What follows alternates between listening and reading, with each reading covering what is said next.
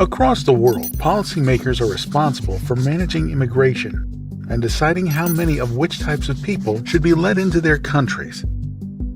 They typically frame these important decisions around three major goals.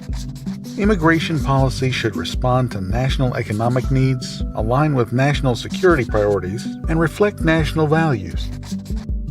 Examples from American history illustrate how each of these goals influences anti- or pro-immigration policy. Opponents of immigration claim that it displaces native workers and undercuts their wages. The Chinese Exclusion Act of 1882 reflects this perspective. Following waves of Chinese immigration during the gold rush, the fear of cheap Chinese labor, along with widespread racist views, led to the first major law restricting immigration to the U.S. Conversely, pro-immigration voices argue that immigrant workers can fill critical gaps in the labor market and stimulate economic growth. This was the goal of the Bracero Program of 1942. It awarded farm work contracts to more than 4.5 million Mexican immigrants as the United States prepared for an anticipated World War II labor shortage. And more recently, the H-1B visa program was created in 1990 to allow in more skilled foreign workers to support new high-technology sectors. The anti-immigration position often views migrants as national threats, possibly seeking to commit espionage or terrorism. While anti-Semitism played a major role, this argument was cited when the U.S. turned away the MS St. Louis, a ship carrying 937 mostly Jewish passengers fleeing Nazi persecution in 1939. Immigration opponents characterized the passengers as potential German spies or as communist agitators.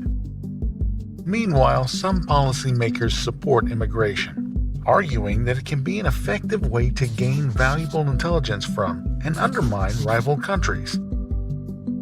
This was the intent of the Cuban Adjustment Act of 1966, a Cold War policy which fast-tracked Cubans to permanent residency, seeking to subvert the rise of communism and Fidel Castro.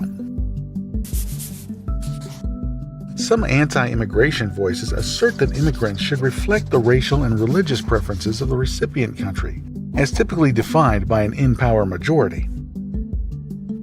The Johnson-Reed Act of 1924 expressed this view, supported by nativist groups like the Immigration Restriction League and the Ku Klux Klan. The policy established stricter nation-based quotas, limiting immigration from Southern and Eastern Europe and favoring white Protestants from Western and Northern Europe.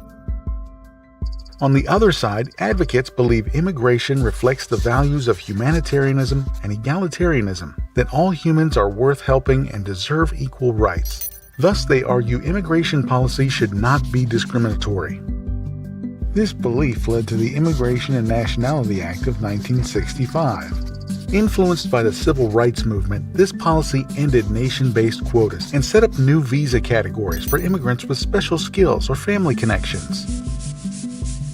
To understand immigration policy, it's helpful to consider these goals of national economics, security, and values, which policymakers use to justify decisions that can affect millions of people in search of a better life.